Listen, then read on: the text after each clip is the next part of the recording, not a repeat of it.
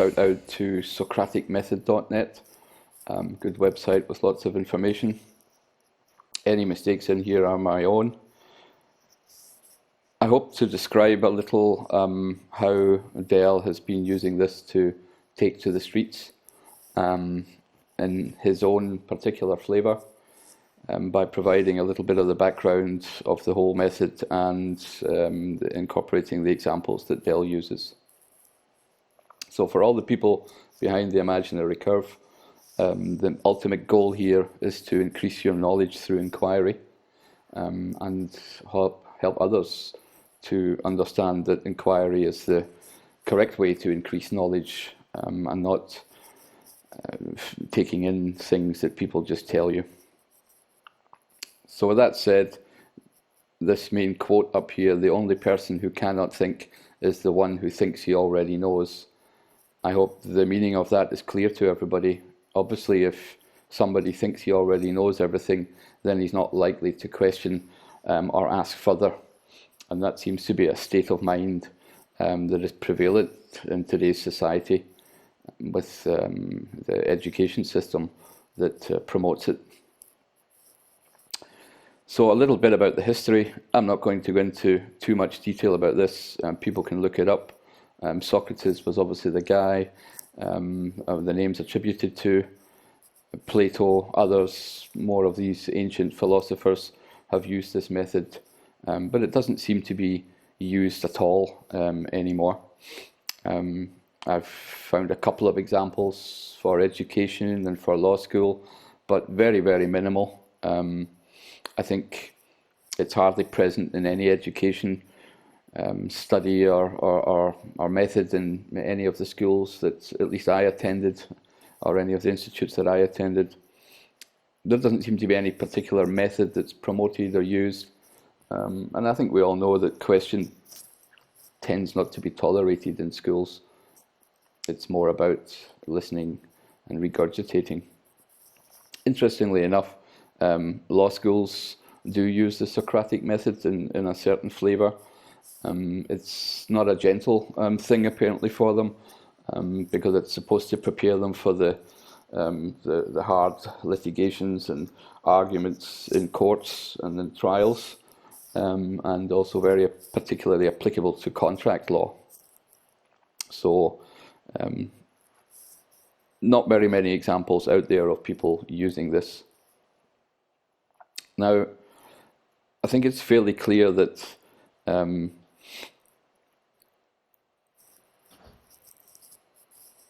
that if you don't question your own convictions, you can't be thoughtful in any particular way. Because if you're not thinking about what you know and not questioning what you know, then you're not really being thoughtful. And there's lots of hurdles by not doing this, by having convictions that are not questioned, or you don't understand where they come from. They tend to blind us. We become very opinionated. It blocks any further inquiry, and basically we get comfortable and stagnate. And there's, how should I say, in that comfortableness there is obviously no fear, which I think is one of the reasons why a lot of people stay in that comfort zone. But generally speaking, the results are that our convictions are unacknowledged, unattended, unquestioned. They dominate our mind. We don't look left and right to see other things. Thoughtfulness becomes a danger to the status quo, to your own status quo, so you tend to try and avoid it. And basically, your thoughts become a slave to fear, in that you don't like to question things anymore, or question your own convictions.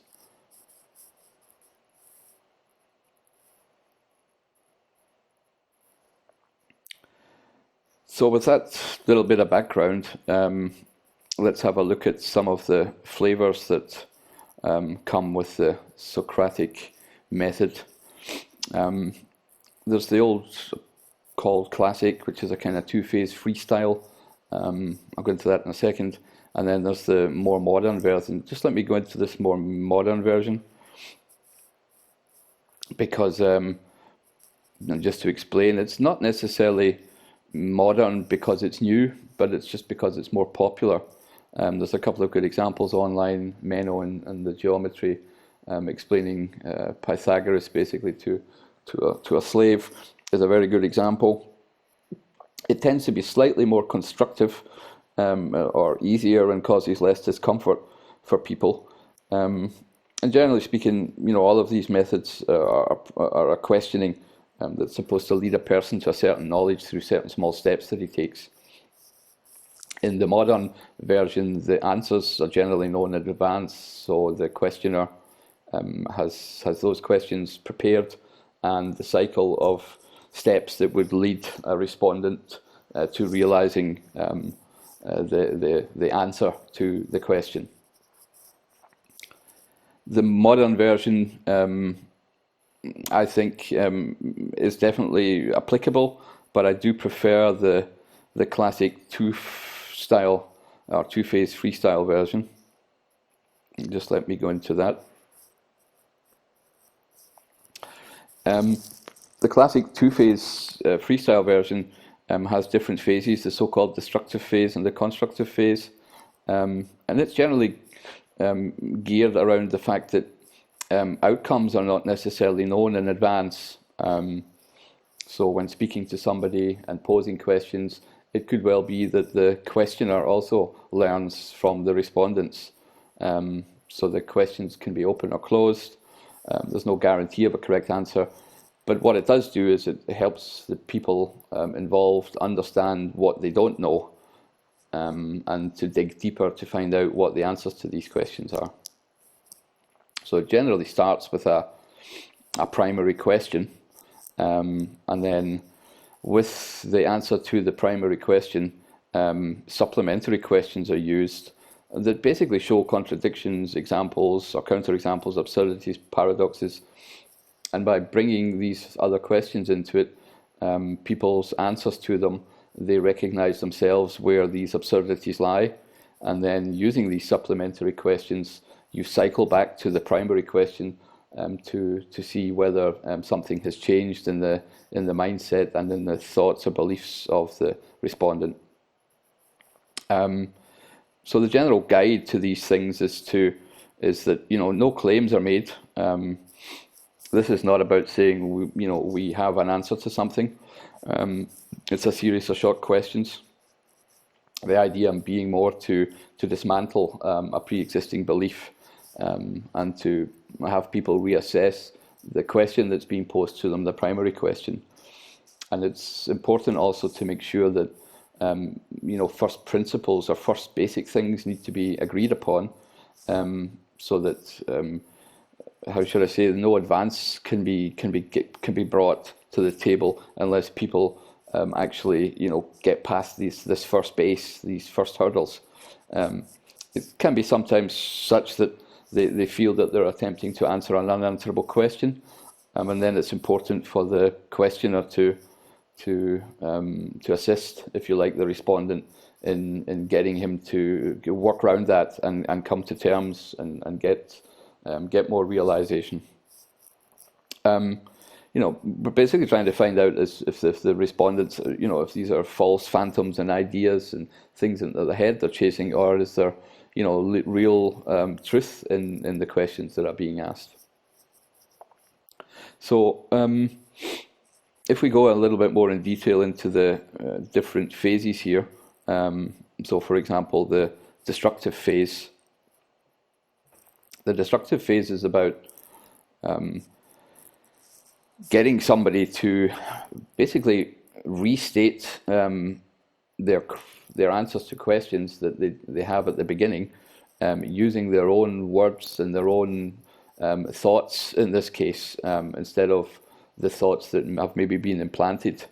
And it is destructive in that they know afterwards that they are less sure about what they know with absolute certainty. So, their convictions are questioned. The results and effects can be quite, how should I say, difficult for people. So if there's a failure to find an answer to the primary question, then it immediately produces a kind of ignorance or a realization of ignorance, which is the so-called Socratic effect. But the idea is that it inspires people to think with a new freedom, in that their beliefs are being discarded. So people can react to it in different ways. They can inspire to be better and have more vigorous thinking and have more focus and attention on what they previously ignored. Or they can get discouraged because you're challenging a belief. And that very much depends on what state the people are in their own journey. The constructive phase is then, if you like, to build the people back up from this, how should I say, discardment of beliefs, so that they see that they're building their knowledge actually on logic. They're not afraid to admit they don't know. They understand how beliefs are formed. And a very big part is to make sure that they're not inhibited, that they're not timid, they're not fearful about letting go of beliefs and of questioning their own thoughts. So with that more theoretical part finished, let's maybe dive into some of the examples so that this has a kind of practical application. So basically the primary question being asked is, do you live on a globe? If yes, then why? What are your proofs for it? We see that most people rely on certain things, images. They believe in scientists. They listen to celebrities or key opinion leaders, or they have some other testimony of other people. They can all be summarized and brought together under the blanket their trust in authority and credentials. So they have beliefs and convictions that come about through a trust in authority or in other people, or in people who they feel have better qualifications than them. Now, generally speaking, once that primary question, then we have the three supplementary questions here to move the people in a cycle of inquiry. It can be also very helpful to inform people about certain things, or ask if they understand, for example, the difference between natural and formal science. If I go to the definition of a natural science, then you can see that things need to be observable, testable, repeatable, scalable. There needs to be an agreement on self-evident truths and first principles, and that's a topic that we will probably go into in more detail in the future. There's also the topic that we have a natural language, which is our own constitution, if you like. It's our hardwired nature, and a whole bunch of common senses that we all use and experience daily, and that we all have. Now, these common senses bring sensations and perceptions to the mind, and there's also a whole bunch of other things that belong to our natural language and our natural constitution. Things like the credulity and veracity, we speak the truth, or credulity that we believe what other people say. And also the whole thing that, when your children come to the world, they have certain morals and values. Just to take an example, if you put a rabbit and an apple next to a child, she'll eat, or she will eat the apple and play with the rabbit, and not the other way around.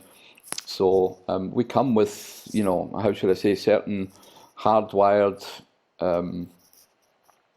senses and perceptions, and with certain morals, and, if you like, laws like credulity and veracity. An example of a natural science, or an attribute of natural science, would be water, where we know it has an absolute uniform, constant natural property and behaviour. And we also know that it's a proven, undeniable fact of lived life. So, if I look at exactly how we live life, then, the earth is 80% water, our bodies are 80% water. Water is everywhere in our daily life: straws, cups, bowls, basins. You can all read what's written there, so that it's obvious that water is a part of nature, and it's a part of what we what we're made up of, and what we live by. Now, there's a lot more information and inquiry, I think, in the whole subject of water than gives credit for it. But we're not going to go there at this moment in time. What are the uniform, constant natural properties and behaviours? Well, yeah, it has to be contained. It's level. You can get it flowing with a directed flow or with a motive action and get it moving through pipes and tubes and aqueducts and everything, and there'll be different temperatures and pressures, so we can direct its flow. We can control it, contain it, and move it. Generally speaking, if we don't do that, then it's kind of in free fall flow and it's seeking its level. So we know water has to be contained.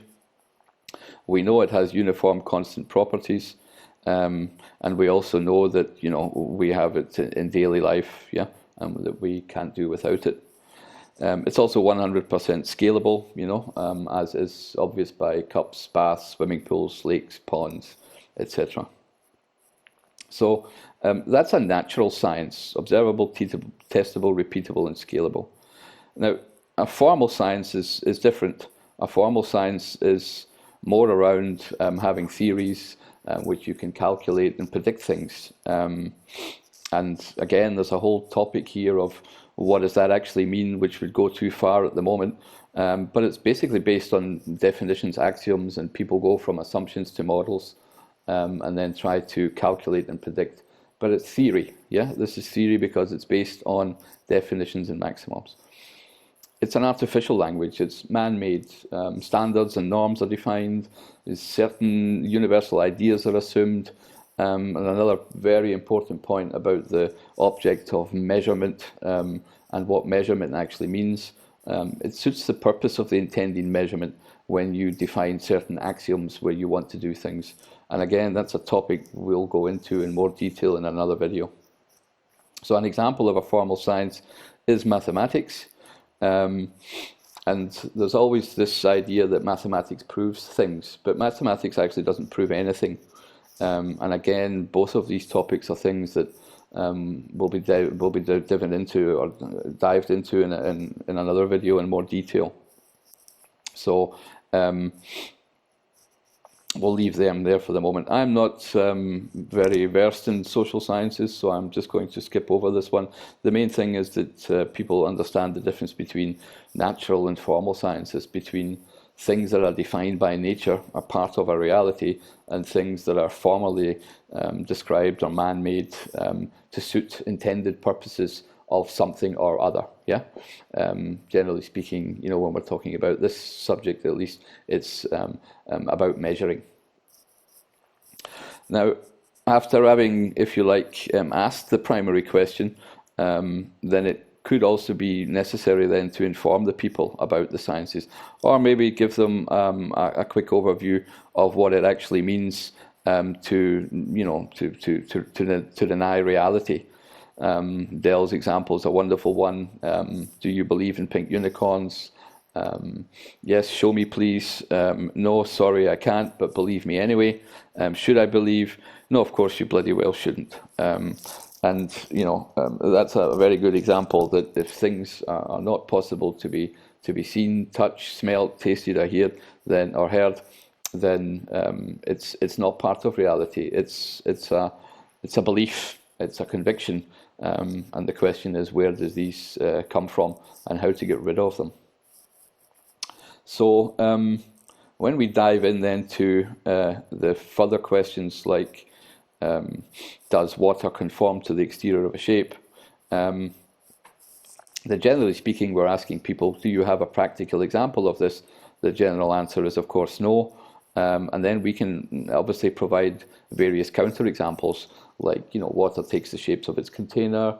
If you put a shape or a form or a body into water, then the water does not conform around it. You can't see it. So that, if you like, we're showing the people that this is a contradiction to their natural reality, and cycling around that question gets them back to, well, can vast oceans conform to a sphere? The answer might be then, I don't know. So we basically go back to the primary question. Maybe we then have to inform the people, as I've done here on the right-hand side. Do you know the sciences? Or inform them again of what reality denial actually means. A second question in the cycle is the one around can opposing pressure systems exist side by side without a solid barrier? Again, this leads to absurdities and contradictions because there are no practical examples that can be shown of this taking place, although that's what we're told is happening, that there is a space, a vacuum, and that the Earth is basically covered by a pressurized system that's being held in by a fictional theoretical force called gravity. But there are no practical examples. Again, we have counterexamples. We have gas canisters, tubes, pipes, and this space vacuum, obviously, that I've just mentioned, is, if you like, the absurdity in what we're being told. Another example is the ones around measurable curvature. Again, this idea that curvature can be seen with the naked eye, or when you rise up in a certain altitude, then it becomes visible. It again might be necessary here to inform people about what perspective means, to dive in maybe with another example of railways or horizons, or how the eye functions, what a vanishing point is, what convergence is. Because if people don't understand perspective, then obviously they can be easily hoodwinked with the old thing that a ship goes over the curve of the ocean. There's other contradictions. The ship over the horizon, the very fact that you can bring it back with camera zooms and telescopes, or the contradiction that they always only talk about the ship going over the curve in front of you or behind you, yet from side to side you can see many more miles, which again leads to things like we're living on a cylinder or a saddle shape or whatever these nonsense things are.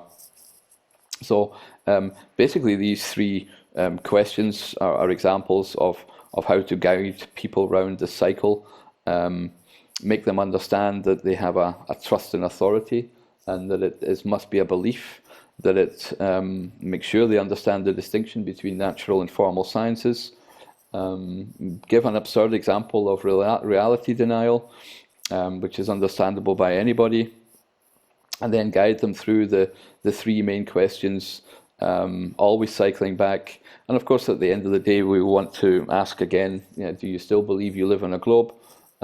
If yes, then why? And hopefully by that time, the people have understood that that they thought they knew, and they didn't want to think about it, but now they do want to think about it, and they go away inquiring and wanting to learn more.